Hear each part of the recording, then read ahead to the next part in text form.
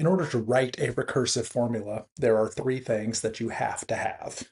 Three things you have to have a complete recursive formula.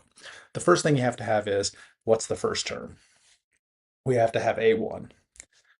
The second thing is what's the rule for getting the next terms in the series? And that is listed as A sub n.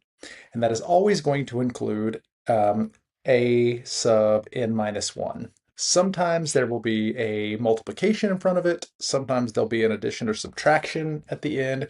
Sometimes in rare cases, there will be both a multiplication and an addition and subtraction. And then finally, the third thing you have to have is you have to specify that you only use the A sub n when n is greater than or equal to 2. And the reason we specify that is because we already have what to do when n is 1, and that's what this is. This tells us what to do when n is 1 for the first term. So you have to have these three things to have a full recursive function. So when you're given a list of terms in the sequence, a sub 1 is really easy. If we come over here and look at our first list of numbers, we've got 23, 26, 35, and 41. The first term in the sequence is 23. That's a sub 1. Done. A sub 1 is 23. The next piece that we start working on is the A sub n. And what we need to look at and see is this geometric, is it arithmetic, or is it a combination of the two?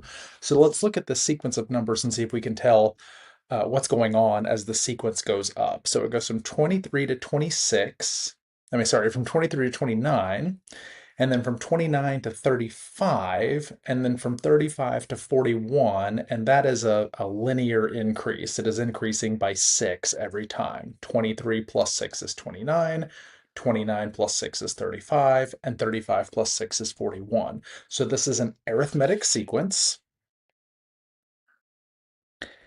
and it's arithmetic because it is an increase of 6. So that means our A sub n is going to be written like this. It's going to be A sub n minus 1, which means take the previous term and add 6 to it. That's the second piece. And then the third piece is going to be the same for every recursive function. We say only when n is greater than or equal to 2. Don't use this for the first term. Use it for the second, third, fourth, fifth, etc. Okay, let's take a look at this one. Write a recursive formula for the sequence 7, negative 21, 63, negative 189.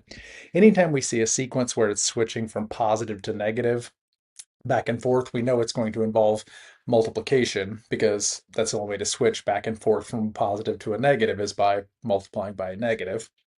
So we know it's going to be multiplication. The first term, of course, is a 7, so there's our A sub 1 is 7. To get from 7 to negative 21, we multiply by negative 3. 7 times negative 3 is negative 21. Let's see if that holds true all the way through. Is negative 21 times negative 3 equal to negative 63? And the answer, or positive 63, sorry, and the answer is yes. And is 63 times negative 3 equal to negative 189? And the answer there is also yes. So our rule is that we're multiplying by negative 3 every time. So our A sub n is going to be negative 3 times A sub n minus 1. Multiply the previous term by negative 3. That's the second part, and then the last part is always n is greater than or equal to 2. And that's how you write a recursive function. The first term, the rule for getting each additional term, and then always n is greater than or equal to 2.